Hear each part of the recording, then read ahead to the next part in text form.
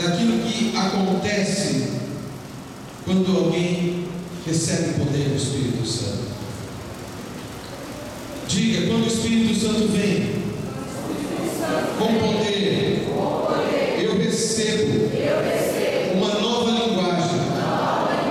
Foi isso aqui que aconteceu em Pentecostes. Foi o fato de que eles falaram em novas línguas. Eu quero que você pinte um quadro aí na sua mente sobre quem veio o Espírito Santo nessa ocasião. Sobre 120 pessoas que permaneceram obedientes ao chamado de Jesus. Jesus havia dito: permaneçam na cidade de Jerusalém, até que no alto vocês sejam revestidos com o poder. E eles ficaram ali e pacientemente aguardaram. Até aquele momento eles estavam escondidos, eles estavam com medo da perseguição, porque os judeus, tanto os judeus quanto os romanos, podiam a qualquer momento fazer com eles o mesmo que tinham feito com Jesus. E eles permaneceram lá obedientemente. Mas no momento certo, ao cumprir-se o dia de Pentecostes, eles estavam reunidos em oração, e um vento começou a soprar, houve um ruído de um vento impetuoso, e línguas de fogo pousaram sobre cada um deles, e eles começaram a falar em novas línguas.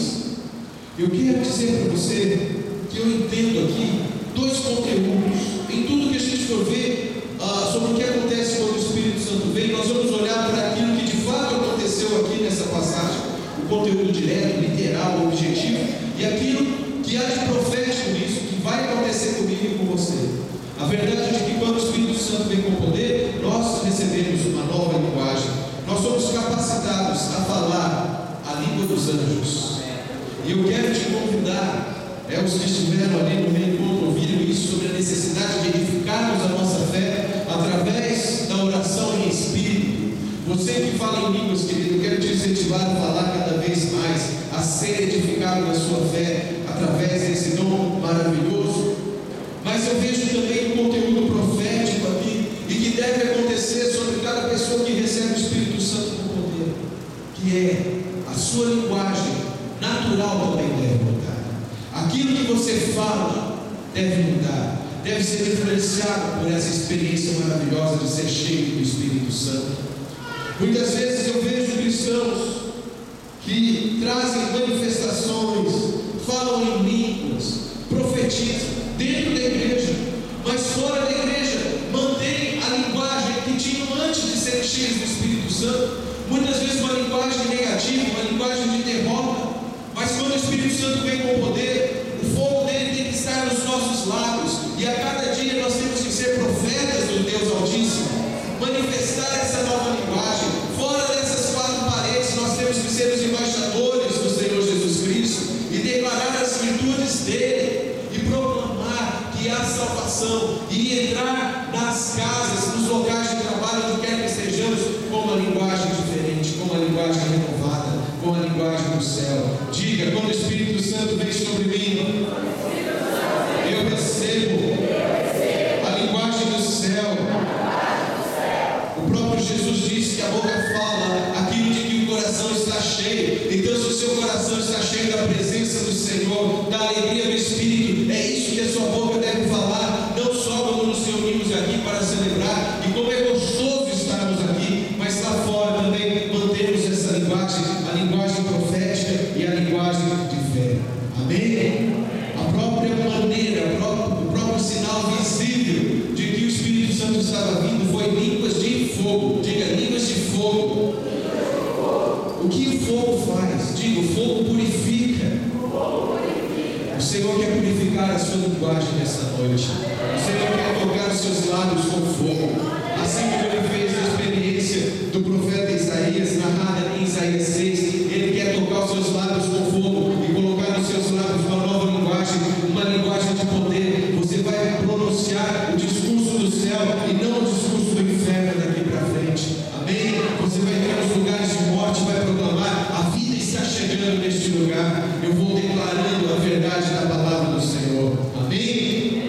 Então, quando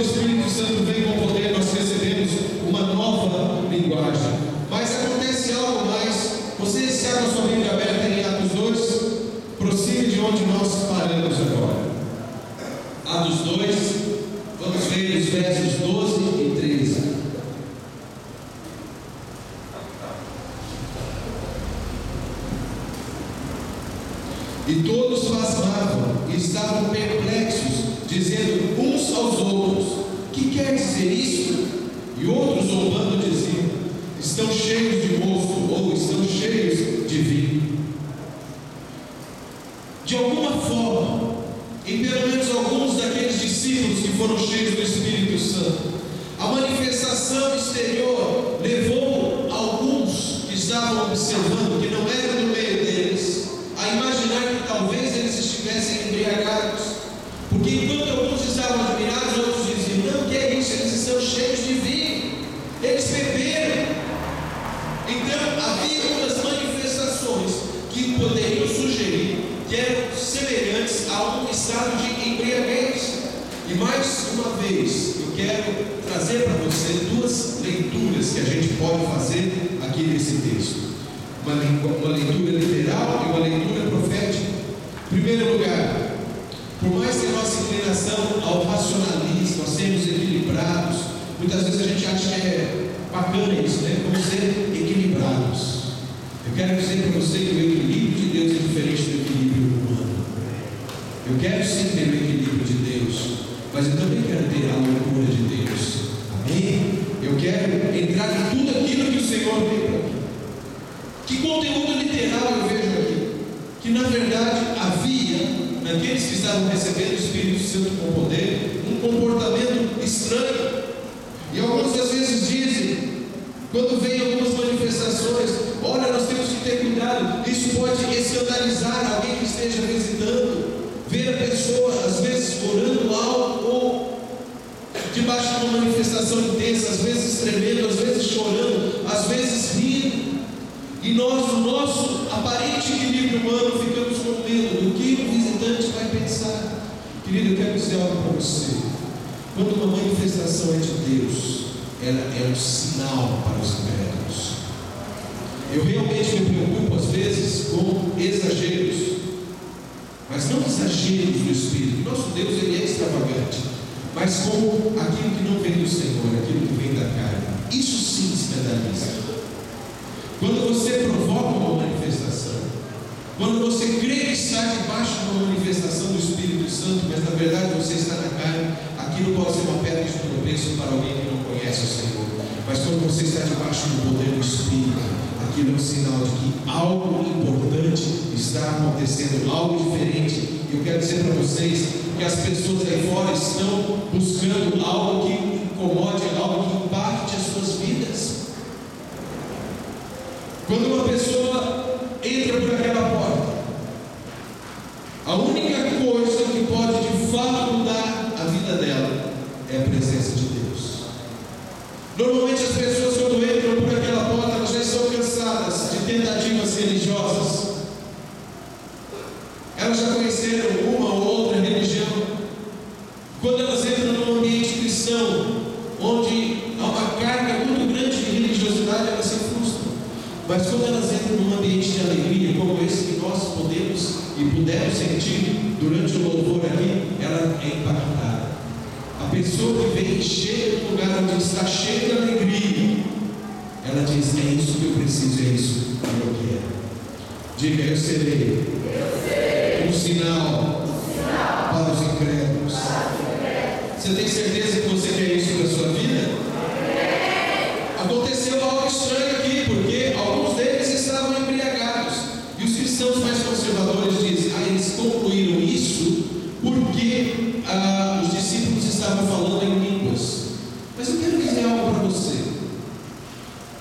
Nessa ocasião em Pentecostes, as línguas que os discípulos falaram não eram parecidas com a língua celestial que normalmente nós falamos quando oramos em línguas.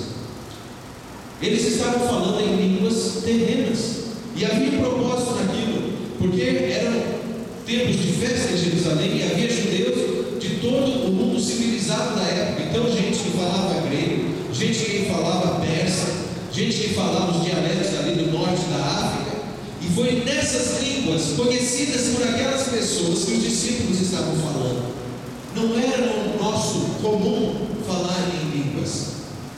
Então, se eu chegar aqui, deixa eu dar um exemplo para vocês. Se eu começar a falar sobre Deus, falar das grandezas de Deus em inglês, você não vai provavelmente achar que eu estou embriagado. Você vai achar que eu estou um pouco fora de contexto, ou que eu sou snob e quero mostrar que eu sei falar inglês.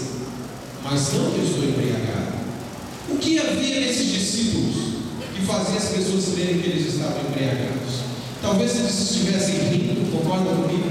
Talvez eles não estivessem conseguindo articular bem as palavras.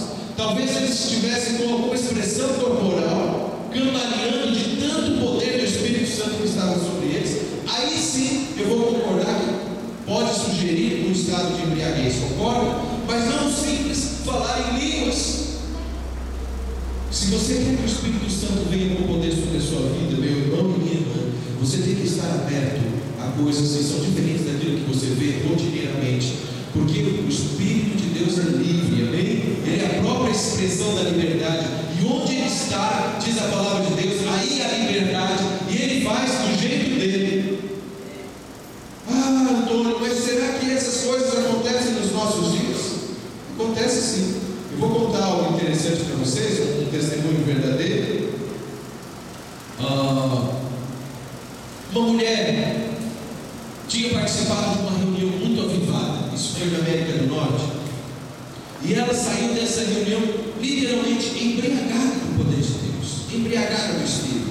E ela morava numa cidadezinha próxima a essa grande cidade onde está estabelecida essa igreja que estava passando por um avivamento tremendo.